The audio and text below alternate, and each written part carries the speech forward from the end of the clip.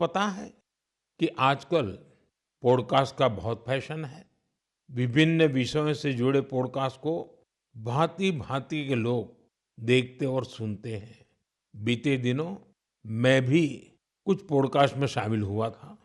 ऐसा ही एक पॉडकास्ट दुनिया के बहुत फेमस पॉडकास्टर लैक्स फ्रीडमैन के साथ हुआ था। उस पॉडकास्ट में बहुत सारी बातें हुई और दुनिया भर के लोगों ने उसे सुना भी। और जब पॉडकास्ट पर बात हो रही तो बातों बातों में ऐसे ही मैंने एक विषय उठाया था। जर्मनी के एक खिलाड़ी ने उस पॉडकास्ट को सुना और उसका ध्यान मैंने उसमें जो बात बताई थी उस पर केंद्रित हो गया। उन्होंने उस टॉपिक से इतना कनेक्ट किया कि पहले उन्होंने उस टॉपिक पर रिसर्च की और फिर जर्मनी में भारतीय दूतावास से संपर्क किया और उन्होंने चिट्ठी लिखकर बताया कि वो उस विषय को लेकर भारत से जुड़ना चाहते हैं। आप सोच रहे होंगे कि मोदी जी ने पॉडकास्ट में ऐसा कैसा विषय कह दिया जो जर्मनी के एक खिलाड़ी को प्रेरित कर गया। ये कौन सा विषय था? मैं आपको याद कराता हूँ। मैंने पॉडकास्ट में बातों बातों में मध्य प्रदेश के शहडोल के फुटबॉल के क्रेज से जुड़ा एक गांव का वर्णन किया था। दरअसल 2 साल पहले मैं शहडोल गया था। वहां के फुटबॉल प्लेयर से मिला था। पॉडकास्ट के दौरान एक सवाल के उत्तर में मैंने शहडोल के फुटबॉल खिलाड़ियों का भी जिक्र किया था। यही बात जर्मनी के फुटबॉल खिलाड़ी और कोच डिटमार बायर्सडॉर्फर ने भी सुनी। शहडोल के युवा फुटबॉल खिलाड़ियों की लाइफ जर्नी ने उन्हें बहुत प्रभावित और प्रेरित किया। सही में किसी ने कल्पना भी नहीं की थी कि वहां के प्रतिभाशाली फुटबॉल खिलाड़ी दूसरे देशों का ध्यान अपनी ओर आकर्षित करेंगे।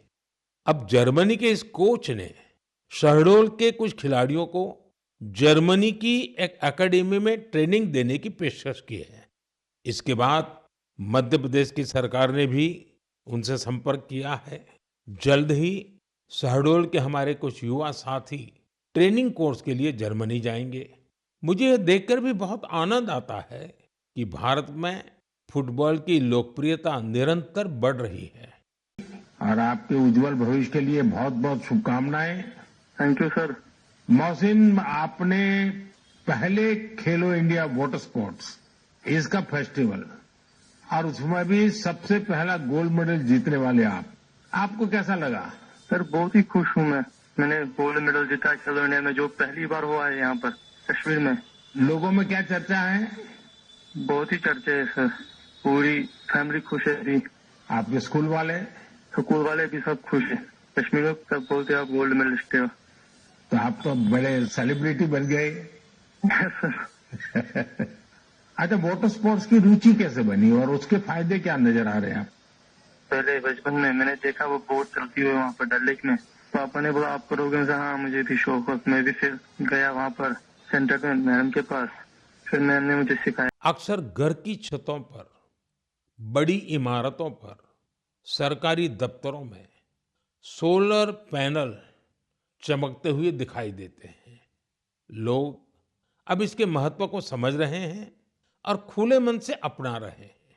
हमारे देश पर सूर्यदेव की इतनी कृपा है तो क्यों न उनकी दी हुई उस ऊर्जा का पूरा उपयोग करें। साथियों, सोलर पावर से किसानों की जिंदगी भी बदल रही है। वही खेत, वही मेहनत, वही किसान, लेकिन अब मेहनत का फल कहीं ज्यादा है। ये बदलाव आ रहा है सोलर पंप से और सोलर राइस मिल से। आज देश के कई राज्यों में सैकड़ों सोलर राइस मिल लग चुकी है। इन सोलर राइस मिलों ने किसानों की आय के साथ ही उनके चेहरे की रौनक भी बढ़ा दी है। साथियों, बिहार की देवकी जी ने सोलर पंप से गांव की किस्मत बदल दी है। मुजफ्फरपुर के रतनपुरा गांव के रहने वाली देवकी जी को लोग अब प्यार से सोलर दीदी कहते हैं। देवकी जी, उनका जीवन आसान नहीं था। कम उम्र में शादी हो गई, छोटा सा खेत, 4 बच्चों की जिम्मेदारी और भविष्य की कोई साफ तस्वीर नहीं। लेकिन उनका हौसला कभी टूटा नहीं। वो एक सेल्फ हेल्प ग्रुप से जुड़ी और वहीं उन्हें सोलर पंप के बारे में जानकारी मिली। उन्होंने सोलर पंप के लिए प्रयास शुरू किए और उसमें सफल भी रही। बड़ी प्रेरणा होती है और आपके कोच को भी मैं बहुत बधाई देता हूं कि जिन्होंने आपके पीछे इतनी मेहनत की। मेरी तरफ से बहुत बहुत शुभकामनाएं, बहुत बहुत बधाई भैया। Thank you sir. नमस्कार सर। जय हिंद। साथियों, एक भारत श्रेष्ठ भारत की भावना देश की एकता, देश के विकास के लिए बहुत जरूरी है और निश्चित तौर पर खेल इसमें बड़ी भूमिका निभाते हैं।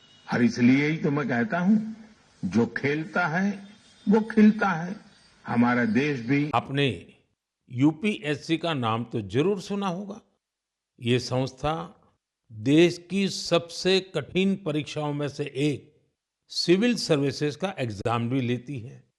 हम सब ने सिविल सर्विसेज के टॉपर्स की प्रेरणादायी बातें अनेक बार सुनी है। ये नौजवान कठिन परिस्थितियों में पढ़ाई के बाद अपनी मेहनत से इस सर्विस में जगह पाते हैं। लेकिन साथियों, यूपीएससी की परीक्षा की एक सच्चाई और भी है। हजारों ऐसे उम्मीदवार भी होते हैं जो बेहद काबिल होते हैं। उनकी मेहनत भी किसी से कम नहीं होती, पर मामूली अंतर से वो अंतिम सूची तक नहीं पहुंच पाते। इन उम्मीदवारों को दूसरी परीक्षाओं के लिए नए सिरे से तैयारी करनी पड़ती है। इसमें उनका समय और पैसा दोनों खर्च होता था। इसलिए अब ऐसे होनहार विद्यार्थियों के लिए भी एक डिजिटल प्लेटफॉर्म बनाया गया है और इसका नाम है प्रतिभा सेतु।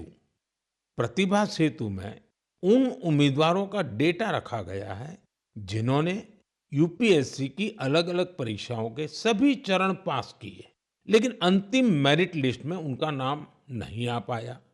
इस पोर्टल पर 10,000 से ज्यादा ऐसे होनहार युवाओं का डेटा बैंक मौजूद है। कोई सिविल सर्विस की तैयारी कर रहा था, कोई इंजीनियरिंग सर्विस में जाना चाहता था, कोई मेडिकल सर्विसेज के हर पड़ाव को पार कर चुका था, लेकिन फाइनल में उसका सिलेक्शन नहीं हुआ। ऐसे सभी उम्मीदवारों की जानकारी अब प्रतिभा सेतु पोर्टल पर उपलब्ध कराई जा रही है। इस पोर्टल से प्राइवेट कंपनियों इन होनहार स्टूडेंट्स की जानकारी लेकर उन्हें अपने यहाँ नियुक्ति दे सकती है। साथियों, इस प्रयास के नतीजे भी आने लगे हैं। सैकड़ों उम्मीदवारों को इस पोर्टल की मदद से तुरंत नौकरी मिली है।